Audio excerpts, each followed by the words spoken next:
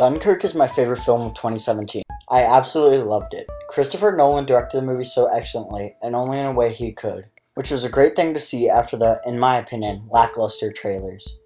Dunkirk tells, roughly speaking, 3 different stories: land, air, and sea, which was already interesting enough, but Christopher Nolan does something so great that elevated the movie higher than just an average war film such as Hacksaw Ridge.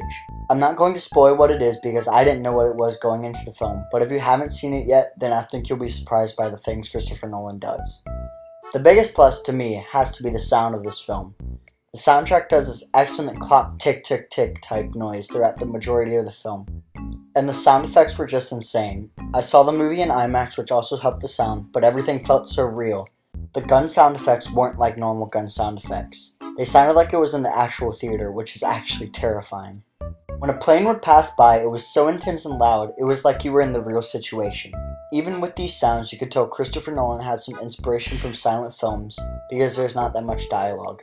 That could have been a huge negative character-wise, but it really isn't because you can get the characters from their actions, and it's also not the point of the movie. The point was to show the war, not the characters, and Christopher Nolan did that excellently. If there's one negative though, it has to be that I wish I'd gotten to know the characters a little bit better. Not really with dialogue, but with action.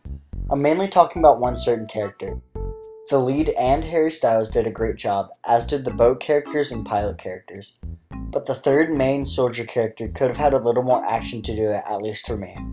Harry Styles is also a bit distracting at first, but I got into it as it went along. But they detracted so little from the film that I still ended up loving the film. This is such a great movie, and I'd really recommend seeing this film in IMAX if you can. So in my opinion, this film is rated just right.